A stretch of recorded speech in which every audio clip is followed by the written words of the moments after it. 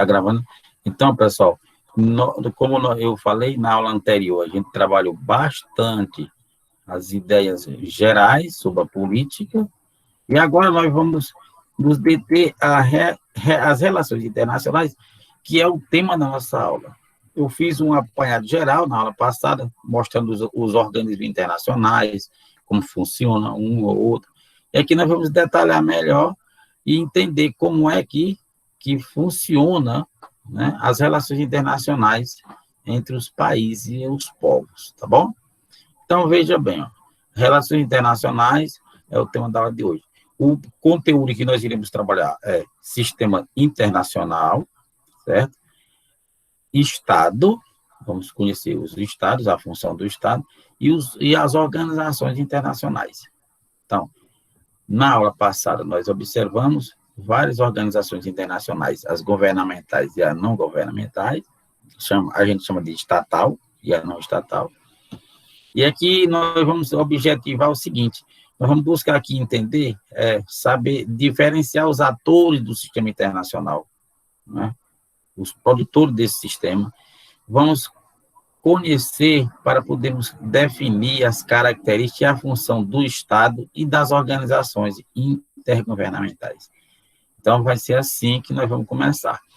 Aqui eu mostrei para vocês esse quadro, mostrando aqui como é que está aparelhado o Estado.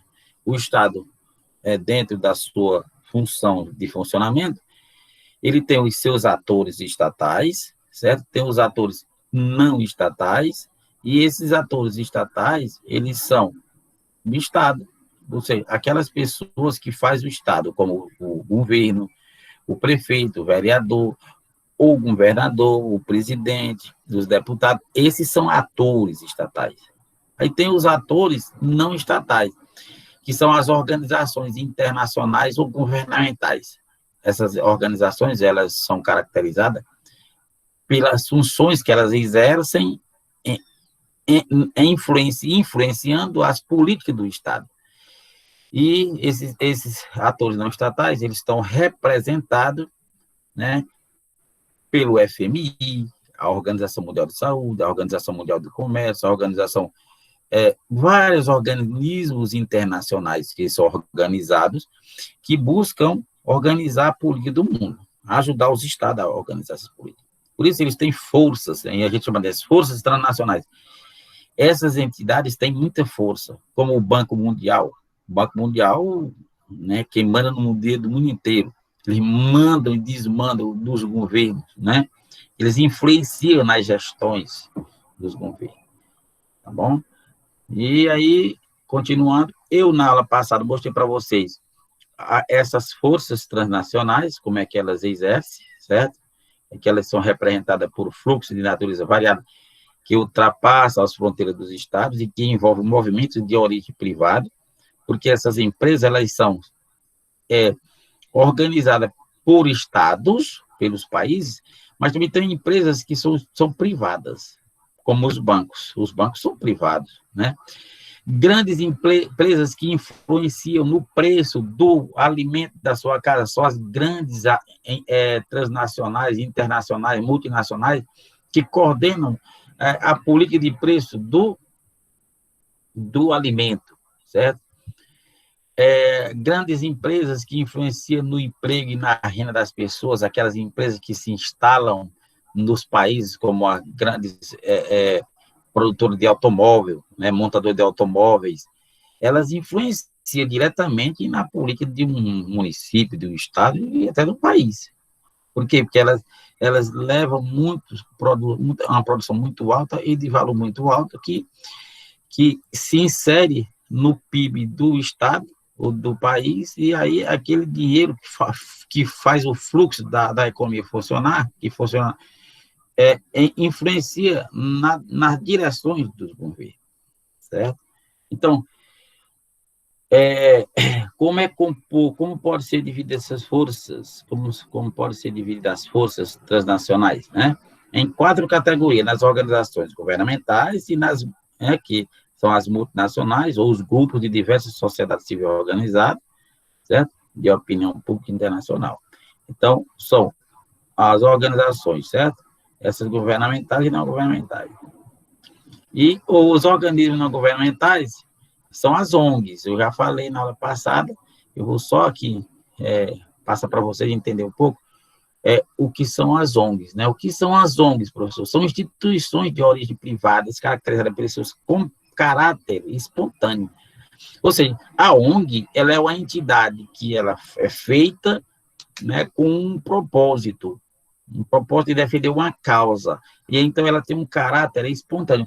Quem é adepto quem trabalha com aquela ONG, quem é adepto daquela ONG, trabalha em defesa de uma causa. Por exemplo, tem a ONG em defesa da Mata Atlântica, em defesa da Amazônia, em defesa dos animais, em defesa do meio ambiente. Então, elas têm um trabalho específico. E aí, como é que elas atuam?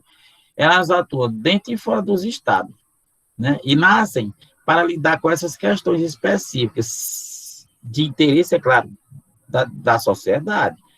Porque a ONG Defesa do Meio Ambiente, ela está trabalhando justamente o meio ambiente, defendendo o meio ambiente, buscando minimizar os problemas ambientais que afetam as pessoas. Então, elas trabalham diretamente em defesa da sociedade, tá certo? Então, nesse sentido aí, essas ONGs, elas são privadas, mas ela tem o quê? Uma política voltada para a sociedade, né? Ou seja, ela ajuda o governo, né? Então, como são as ONGs sem sua origem, né? Como são as ONGs sem sua origem? Elas são particulares e sectárias, limitadas a um setor bem definido e direcionado de um grupo social de interesse, como eu falei. Cada uma tem um interesse definido na sua proposta, na sua política. Tá bom assim? Bom, o que faz com que as ONGs sejam reconhecidas e utilizadas, o que fazem, né? São as ações delas, como eu falei, as ações que direcionam defender determinadas causas que os governos não conseguem sanar, não conseguem solucionar. E aí elas entram como o braço do poder político privado em busca de resolver essas questões. Então, elas funcionam basicamente como um canal da cidadania entre, né, o povo e a sociedade, né? O povo, o poder público e o privado, né? E aí resolve. E ela busca resolver essas questões ligadas ao poder público. Ela se liga ao poder público e vai atrás. Pessoal, vocês entenderam aí tudo sobre ONG, certo? Alguém tem alguma dúvida? Ou vocês conhecem alguma ONG? Quem conhece alguma ONG? Quem já fez algum trabalho com ONG? Algum trabalho social que envolve a defesa da cidadania, do meio ambiente, do povo, da saúde, de Timon? Me fala aí, algum de vocês.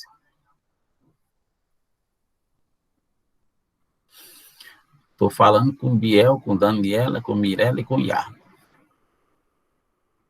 Está me ouvindo? Daniela, está me ouvindo?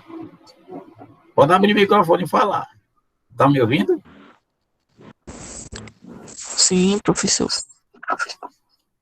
Yarna. Fale, abre o microfone, fale. Vocês já participaram ou participam de alguma entidade que representa a sociedade em defesa de alguma causa? Não? Não. Tem certeza que não defende ninguém, nem a você mesmo? Eu duvido como vocês trabalham. Biel, fala aí. Tu não faz nada, Biel? A Fazenda da Paz, que eu compro pelo ICAP. Fazenda da Paz. Uma grande entidade de repercussão nacional que defende as políticas, né, contra a droga, né? E aí, em defesa da saúde das pessoas. O que é que ela quer? O bem da sociedade. Muita gente pensa que o pessoal que vai para lá, que caíram no vício e tal, é porque quer, não tem jeito. E aí você observa que quando você mostra o trabalho da Fazenda da Paz, você vai ver que, a partir do dono, do próprio presidente lá da Fazenda da Paz, A partir dele até o último lá, sempre foi pessoas que o povo dizia que não se recuperava e recuperou. Então, diante de que? Da política que eles se incorporaram, instalaram nessa atividade, onde eles conseguem minimizar e até zerar os problemas da droga para com as pessoas que participam ativamente lá. Então, eu conheço muita gente que passou por lá já, recuperado, trabalhando, e graças a Deus, legal. Então, essa é uma ação social que o governo, às vezes, eles dão as costas.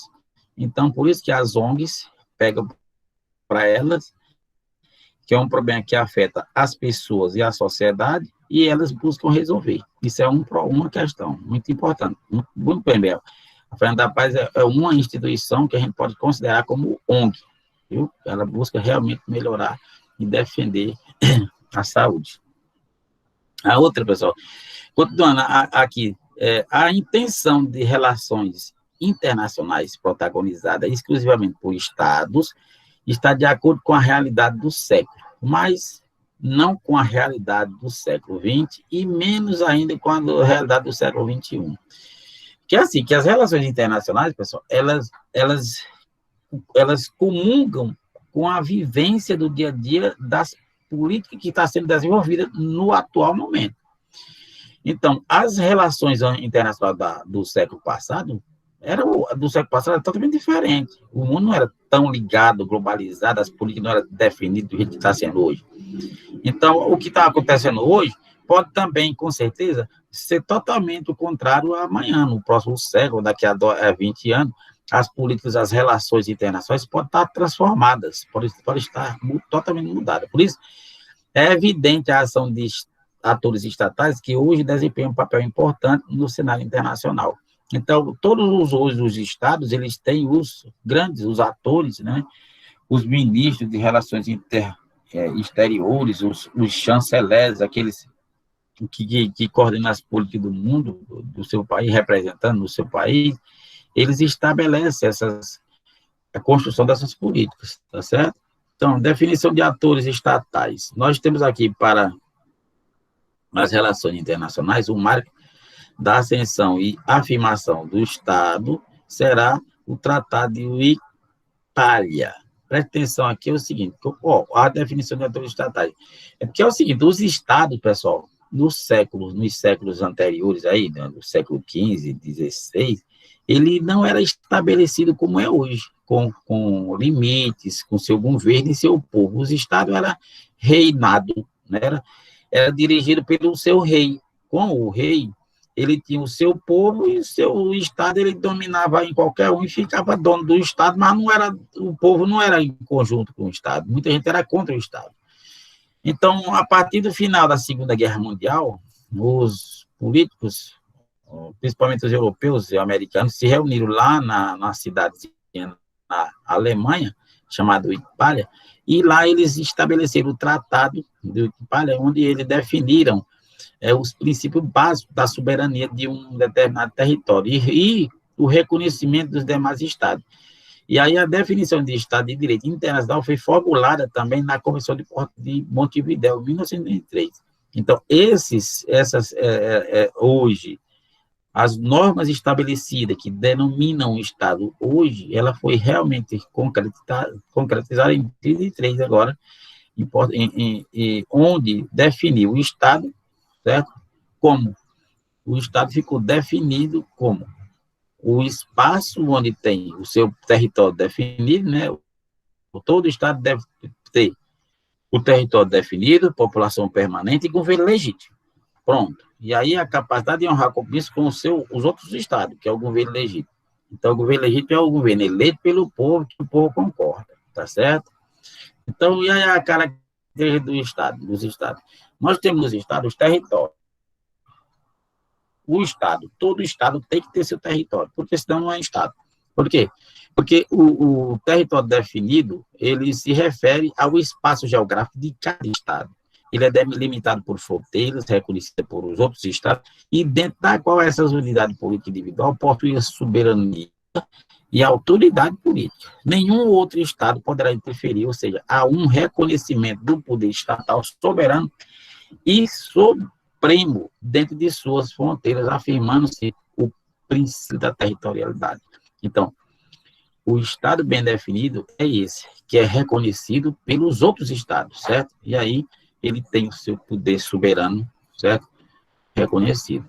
Então, dentro de todo o Estado tem que ter a sua população. Então, o quadro de habitantes de um determinado Estado, aglutinado em torno de uma identidade comum, promovendo uma unidade política, cultural nacional e linguística. Isso é o quê?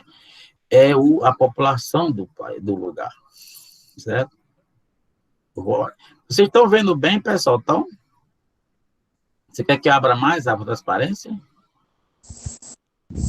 Tá bom assim. Tá bom. Tá bom, né? Tá bom que eu estou vendo também.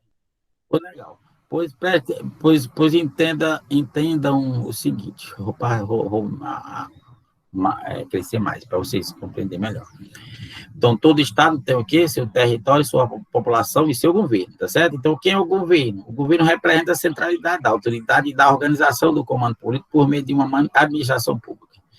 O governo deve ter o monopólio da força legítima, controlando os fluxos internos de sua sociedade. Então, cada Estado possui um regime, forma e sistema de governo que escolheu, tá certo?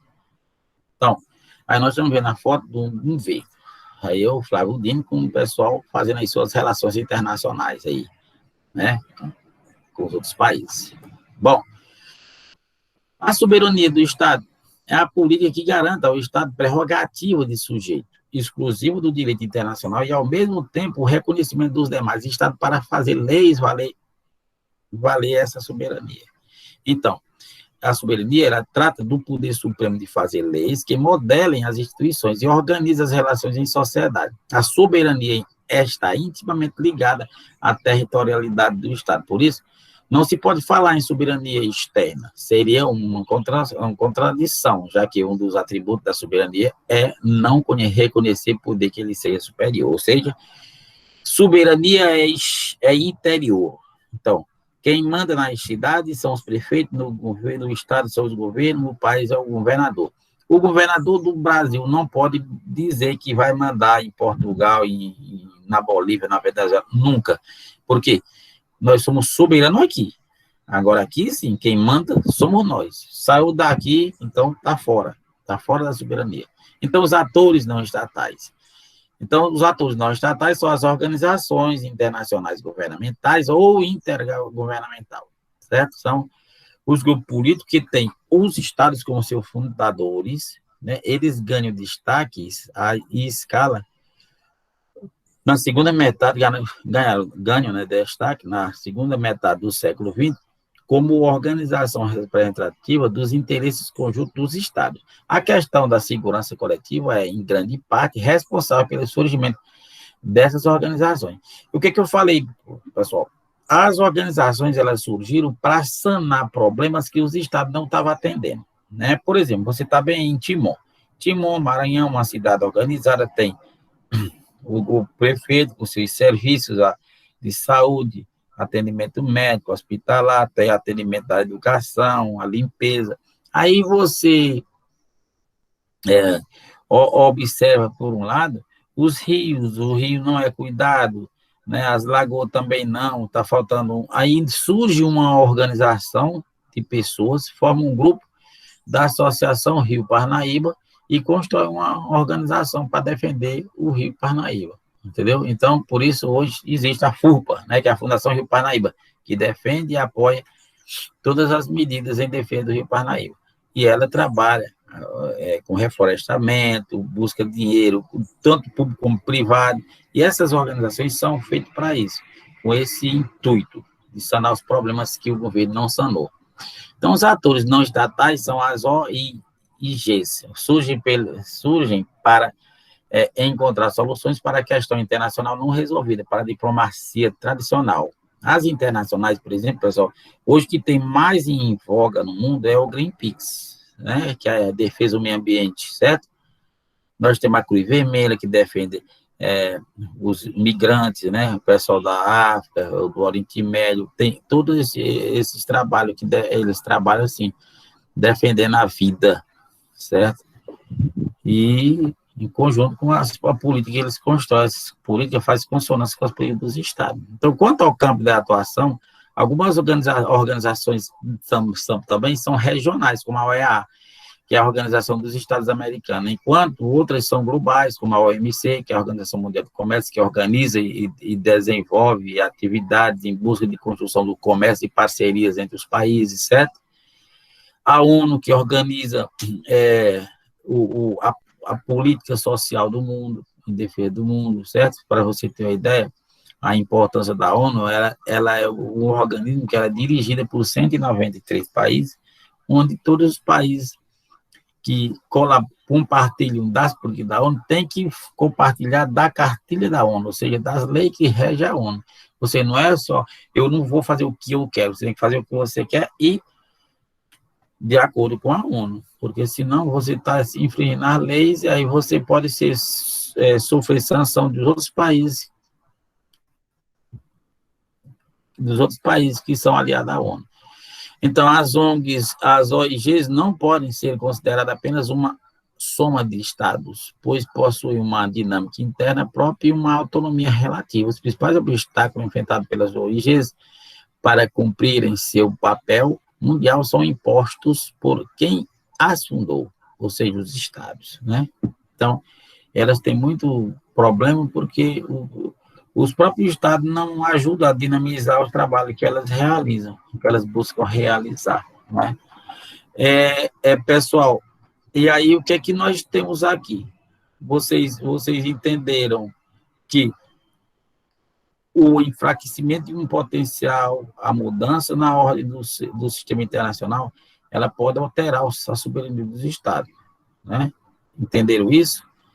Que a soberania do Estado ela está acima de muitas relações, ou seja, o Estado é soberano, mas se o Estado fraquejar, os outros podem entrar em ação para buscar a resolução desse problema. Então, essa aqui é uma pergunta. O enfraquecimento de uma potência, a mudança na ordem do sistema internacional, pode alterar a soberania dos Estados? Então, pelo que nós observamos, sim, né? Então, isso aqui eu coloquei para vocês lerem, fazer uma reflexão, uma pesquisada e responder essa pergunta.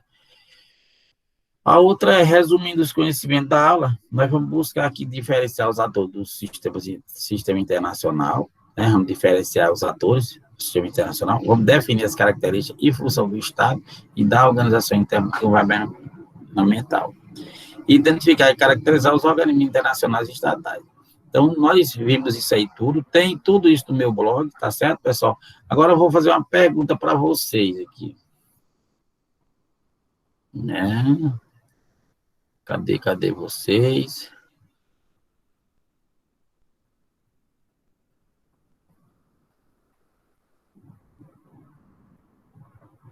Aqui, né?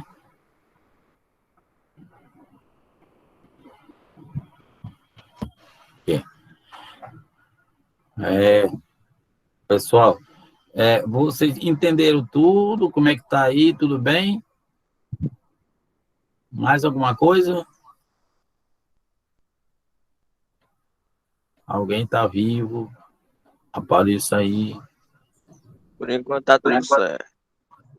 Graças a Deus, né? Pois veja bem, pessoal. Eu não sei até que hora a aula vai, mas deve estar acabando, né?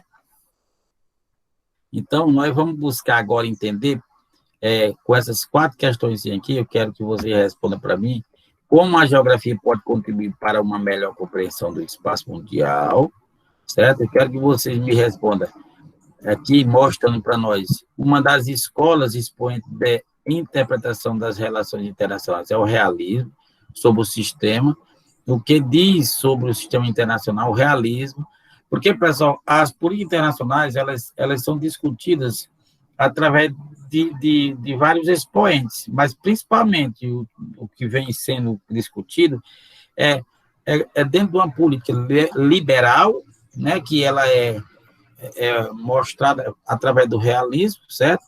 E a política neoliberal. E aí, o que é que vocês vão fazer? Vocês vão assistir o vídeo que tem aqui no nosso sistema da plataforma. Vocês todos têm acesso, não tem ao Google Classroom? Tem, né? Sim. Aí eu coloquei esse vídeo, pessoal, aqui, para vocês assistirem essa aula aqui, faz uma reflexão para vocês entenderem como é que funciona o sistema capitalista, e aí vocês entenderem o que é a liberalismo e neoliberalismo. Então, vocês estão vendo? Não, né? Então, aqui nós vamos ver aqui, ó, o liberalismo e neoliberalismo. É muito importante vocês assistirem esse vídeo, porque dentro desse vídeo, vocês vão entender as doutrinas que fizeram e que fazem funcionar o sistema capitalista no mundo atual, certo? Tá bom assim? Tá. Vê se dá para rolar, vamos ver se vocês... Você conhece as principais doutrinas econômicas que existem no capitalismo? Mercantilismo, liberalismo e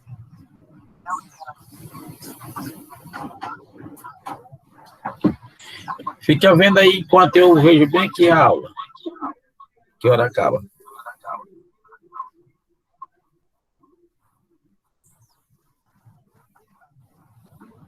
Dá para escutar, não, professor? Tá não? Tá ouvindo? Melhorou? Obrigado, não, professor. Melhorou? Não tá saindo som, não. Mas quando é bom que vocês tenham o link aí, vocês vão assistir direto, tá? Tá bom. Vou tirar ele aqui. Então, vocês observem isso aí. Aí tem na nossa aula, tem essas questões. Né? Vocês acessam, né, o Google Class? Sim. Então, pronto. Lá tem a atividade e tem um vídeo, tá certo? Eu vou só aqui conferir que hora termina essa aula aqui, porque eu estava preocupado só hora que começava. Mas... aqui.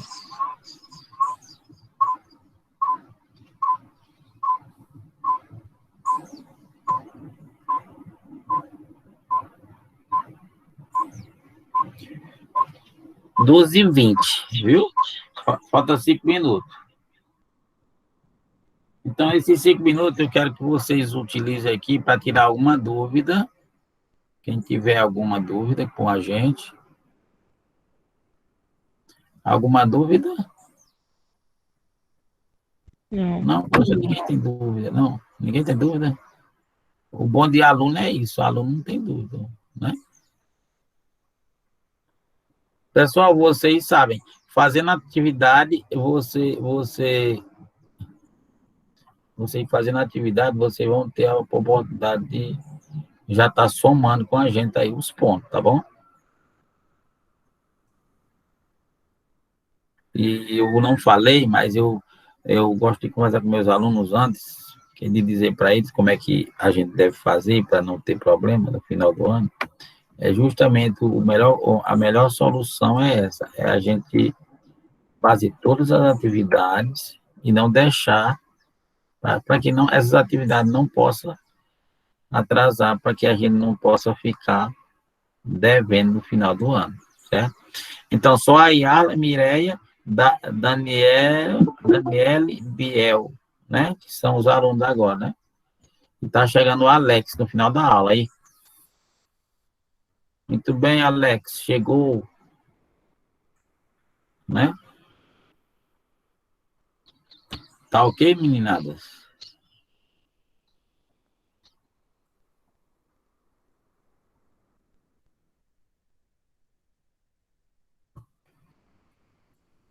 Aí, pessoal, se vocês quiserem mais conteúdo, também nós temos um conteúdo sobre as organizações internacionais aqui nesse blog aqui, ó. No blog do Professor Correia. Você pode pegar e acessar aqui, ó.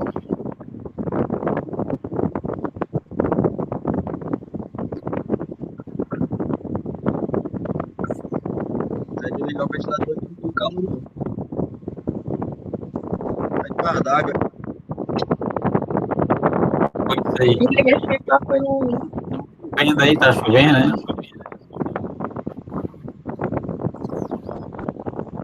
E aí, professor?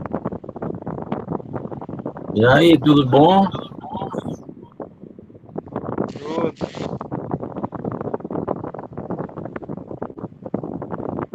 Vocês estão vendo aí, ó, o professor João Corrêa, tá vendo? Ó, nesse blog, vocês vão encontrar os conteúdos que vocês imaginam e não imaginam. Então, ali naquele link, olha, organismos internacionais, tá vendo?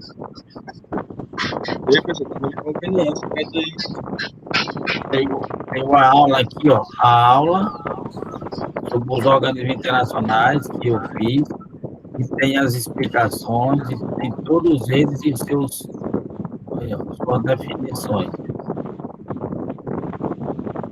Dá para visualizar, né? Melhorar assim, ó. Olha aí. Aí, pessoal. Organismos internacionais, ok? Aí, ó, naquela tarefa que tem lá para você definir cada um, ó, tem uma aula explicando novamente, uma videoaula, e os organismos internacionais aqui, ó, cada um, como foi criado, suas funções, né? Aí, ó, ONU, OMS, OCDE, são tudo organismos, ó. OTAN, BID, FMI, tem um microfone ligado aí terrivelmente, né? Então, ficamos por aqui. Na aula que vem estaremos juntos e iremos conversar mais com vocês sobre outros temas, tá bom? Podemos dar boa tarde e até breve? Boa tarde. Até breve. Avise para os amigos e para as amigas que tem aula na nossa plataforma. E eu vou deixar gravada essa aula aqui, tá bom? Tá Tá bom. bom. Quem quiser rever, e também quem não quiser, mas vai estar lá à disposição. Um abraço para todos e até breve. Tchau. Até breve.